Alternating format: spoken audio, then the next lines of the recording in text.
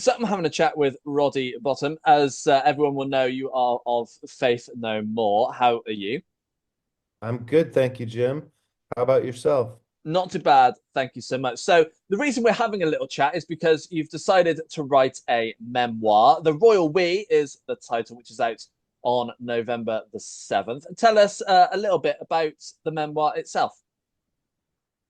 Um, well, I started writing a book. I've always kind of been a writer, but this is my first sort of go at a long form narrative, so to speak.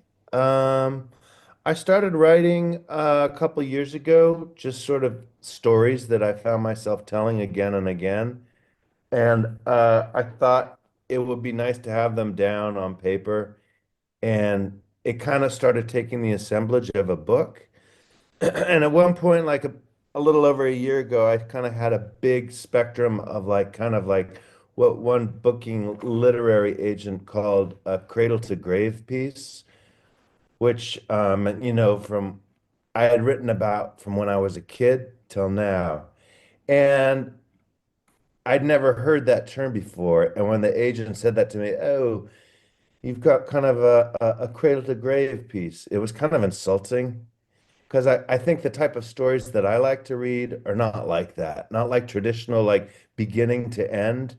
Like, biopics, I don't like to watch. I just find them like super predictable. Like, I saw that Napoleon movie here in France last year, and I was just like, all I'm doing is just like looking at my watch, waiting till Napoleon dies, because we all know he's going to die, and it's so predictable. And it's sort of like that phrase, cradle to grave, sort of forced me to acknowledge like what I wanted to do with my book in terms of like making it something different than just one long story of a person's life. So I kind of just I came to France and I started writing and editing what I had worked on and made it more about just the time that I spent as a kid. Was a kid when I turned 17, I moved to San Francisco and went to school. And it was a really specific, particular time in San Francisco then. Uh, Historically, we were before any internet, before any cell phones, and it was a wild, reckless time for kids to live there. It was super cheap, and there were a lot of drugs, and there was a crazy, weird clash between like hippies and punk rock and political kids and apolitical kids and goth rock and bicycle messengers and kind of like weird witch people. It was a really interesting time in San Francisco. And I really feel fortunate to have been there in that time.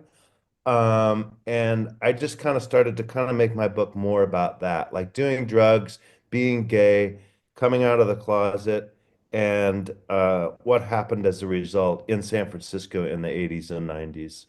And I called it the Royal We, kind of referring to sort of just the privileged time that we had as kids living there in that time. Felt like a kind of a sense of royalty. Mm. Yeah, yeah, nice. And you've touched on a few of the subjects that are in the memoir. There's a bit of kind of sadness. There's a lot of tragedy in there. You referred to the drug addiction as well. What was it like reflecting back on that time where times for you kind of hurt the most and kind of rewriting what happened? I think writing it, sitting down and like actually at my laptop and like putting the words down, I sort of was obsessed with making it sort of more of a literary read and sort of more prosy than anything. I was concerned about like I didn't want it to sound clinical or kind of like a typical autobiography.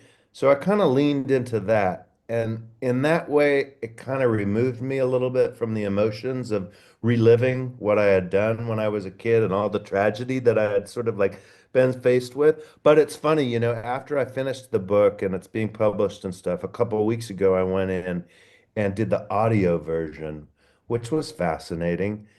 It took, I didn't know this, but it took me 4 days to read it. You go into a studio and stand in front of a microphone, and there's an engineer, and you just read the entire book. And I did that, and in doing that, had to sort of like infuse personality and feeling and compassion and a sense of like, honest, true self into the reading. And that was super emotional for me for whatever reason. I kind of felt like it was going to be a real walk in the park. I just sit down and read the book. What could be easier? But that was very emotional. Like every time I left that studio doing that, I was like as if I'd been hit by a truck. Yeah, I can well imagine. And also, back in the early 90s, you came out as gay, which was a bit of a taboo at the time, which, as we're both members of the LGBT community, is not much of a taboo anymore. What was it like coming out at that time, and what you wrote about in the book? Yeah, it was a little bit scary, and it's kind of like a weird contradiction because there I was in San Francisco as a young man. San Francisco being like clearly like the queerest city in the entire world. One might ask, like, what's your problem? Like, no one's going to have issues with you being gay in San Francisco as a young man.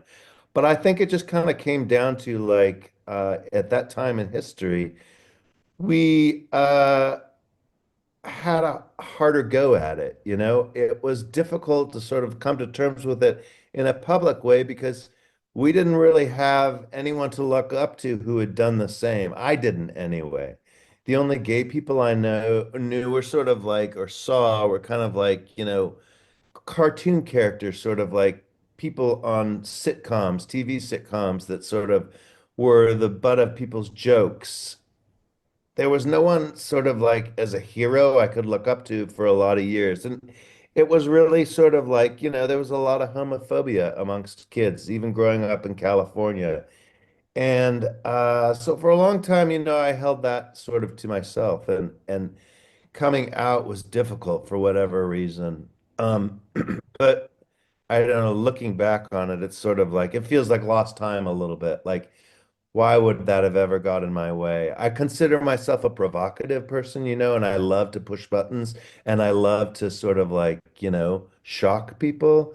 So I don't know why I didn't address it earlier, but at the time I did, it was a difficult time. And I think at that time too, I sort of had been taking a lot of drugs to sort of like silence the shame of it Mm, all. And so it was a complicated time. It was weird. Looking back on it, it was like, yeah, I feel really great. And when I did come out as gay, when Faith No More was a little bit more popular, it was a good place to be because kids would come up to me at shows and sort of, you know, hug me and cry. And it felt really good. And it still feels really good. It felt good at the time to be one of the first sort of like pioneers in the world of rock that was able to come out and sort of like declare that and be that. In retrospect, it feels good. yeah, no, absolutely. And when you came in to start writing this memoir, did you go in with a plan? Did you plan for it to go down the personal route or more faith and more route, or how was it kind of planned out kind of before you started writing? Yeah, I think like I always intended it to be more of a personal route. I think the root sort of my life and what I happened onto as an individual, as Roddy, getting through the world was always a lot more interesting than it was like than Faith No More was. I mean, Faith No More was an interesting band and sort of for sure it's like a cool sidebar that comes up in my life and like there's a parallel journey through my life of that band, but I really resisted sort of the inclination to make it about the band. I've had just more success and more satisfaction in creating things coming sort of from the heart and more from my own personal story. And I kind of leaned into that as hardly as I could. Yeah, no, great stuff. And we have to talk about Faith No More as well. So looking back at the time when you kind of got together with the guys to start releasing and writing music, did you know how big you guys were going to get kind of in the future, or was it a case of just writing tunes and seeing what happens? Well, have you read the book, Jim? I've not had chance to. No, I'm sorry. Okay, first of all, shame on you. Second of all, it's sort of like, I mean, what I talk about in the book, like as kids, we were sort of preposterous and ridiculous in our assumptions. We were really provocative, funny kids, and we had really big heads and big attitudes about what we were doing. I think like it was our intention mostly to provoke people. That's what we always wanted to do, just to sort of like throw things in people's faces. And it was ridiculous, but we kind of always assumed that we were going to be this big band, which was ridiculous. We made like the weirdest noise. There was usually just the three of us, keyboards, drums, and bass. And we didn't care who our singer was. We would switch singers from show to show. And that kind of notion, that's crazy. That how could that ever succeed? We didn't even care what the singer did, but still we thought, oh, we're going to be a really big band. It was almost like tongue in cheek more than anything, though. I think then kind of by the time we sort of stumbled onto Mike Patton and he started singing for us and had sort of professional, more singing chops, I think, than anyone we'd worked with before, we kind of took a different direction. And it ended up going that route. We did become a popular band, but honestly, it was kind of a surprise. I think our what we suspected was going to happen was ridiculous, but when it did happen, it was still a surprise. Yeah, I can well imagine how surprising that can be because it doesn't happen to many people. You've not just been part of Faith No More, you've done Imperial Teen as well. Where are you at the moment when it comes to writing music? I'm still in a lot of bands and I write a lot of music. I just was in California finishing a new record with Imperial Teen. And in January, I'm going to record the second Crickets record. Crickets is a band I'm in with JD Sampson and Michael O'Neill. It'll be our second record. And then after that, I think I'm going to do another record with my boyfriend Joey. We have a band called Man on Man, and we'll do another record there. And I'm still kind of working on, I wrote an opera a couple of years ago about Sasquatch, and I'm kind of turning that into a musical. Wow. So saying all those things in a row really makes me sound really prolific. I don't know about that, but I am still like I have a lot of different voices and a lot of different musical projects that I'm working on. Yeah. Yeah, what's the musical theatre kind of edge that you're going to be putting on to your plans? Is it kind of going to be that full on musical theatre experience, or is it going to be kind of more rock edge and more storytelling? Well, I wrote this story about Sasquatch that I'm really crazy about. It's a really captivating narrative. The book itself about Sasquatch is really interesting. It's a love story and about a character in the wilderness, kind of like a Frankenstein character who's so hideous. But the big reveal is that character has a heart of gold. And it's kind of a love story about Sasquatch and a woman in the forest and a crazy dysfunctional family. I really like the narrative and the story. So I kind of started with that. And then the instrumentation, when I did it firstly, was very dark and very goth. I had timpani drums, I had synthesizers, I had drum machines, and I had a horn section. Um, I like the way that it came out. I brought it to Edinburgh and presented the opera for 30 days, and it went really well, but it's super expensive. And opera doesn't ever sort of pay off at the end of the day. Not that I'm looking to make a lot of money, but I just don't want to lose money. So at this point, I'm sort of like thinking of a way that I can sort of rework the opera into a musical so I can at least sort of like cover my bases and not lose money. And in this version, I don't know what's going to happen. It's still going to be dark for sure. It's a dark, dark fairy tale. And I'll start with that.